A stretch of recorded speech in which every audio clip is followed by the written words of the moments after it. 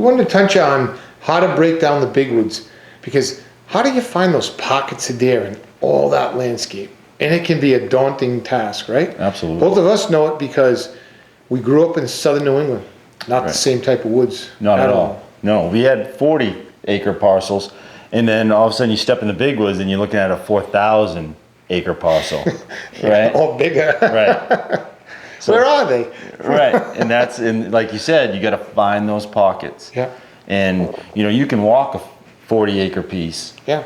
But you can do the same thing in a 4,000, but you just might do it in your truck. Yeah. You're just gonna drive those roads, start off that way, familiarize yourself with it. You're gonna see tracks across the road. Right. And then you're gonna see defined trails across the road. And then what do? Get out of the truck. Yeah. Get in the woods, start following those game trails. Yeah. That's gonna lead you to a brook or a stream. Follow that. Then next thing you know, you're up in the green growth. I like the green growth. Absolutely.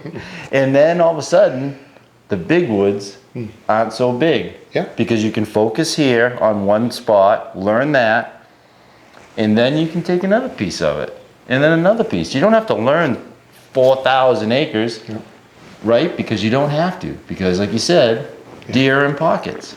The deer are going to take you to the deer anyways, so they're going to help you when you're on the track or when you're even bare ground tracking. You can get on a game trail and you can follow where the animals are living. So, but I like to think of it as like piecing a puzzle together, because all those clues, it's like being Sherlock Holmes, really, huh? Yeah. I'm going to give you a quick example of that. In 2010, Hal and I took one day in Ontario. In October, we were up there in October and we scouted. We took a boat and we scouted on the lakes. We found a rub, one of those places. Hal's about 6'3", and it was at his shoulder. And we were like, holy mackerel, I'd like to see that buck. We were leaving the next day.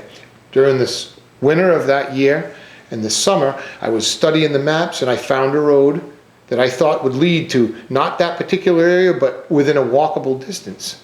And you and I went in there last fall, took this really beaten road, but we finally ran the truck and got in there. You can't be afraid to do that either. No. But we got in there and we started to put some pieces of the puzzle together, and I actually got a shot at a beautiful buck. I missed him because I hit a limb, just something that happened, and but it was about a mile away from where we had seen that big rub, where as the crow flies. It was a longer walk because there was a bay that we would have had to go around to get to that particular spot. We're going to get there this year, but that led to you guys going back when you and Hal went back in the end of December, and Hal shot a beautiful buck 200 yards from where I missed that. You're going to see it, the 2011 buck that he shoots in Ontario, and it just led from that, being able to connect those dots, taking that sign, and so that's just how it happens in the big woods. It's not a real mystery. No, it's not. And it's a learned ability, because 2 southern New England boys learned how to do it. Right. You guys can too. Absolutely. And another great example, Lee Libby. He lives in central Maine. He has a particular way that he hunts. And one place where he guided, he was able to utilize the road system and apply the tactics that he used in southern Maine to be really successful in this 6,000 acre parcel in northern Maine. So you don't have to abandon what you know to hunt in the big woods.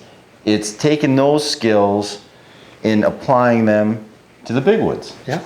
Good news is learned abilities. That's right. Just gotta wanna learn. Absolutely. That's what we're here to try to share with you, some of those things that we've maybe shortened the learning curve just a little bit. Good luck.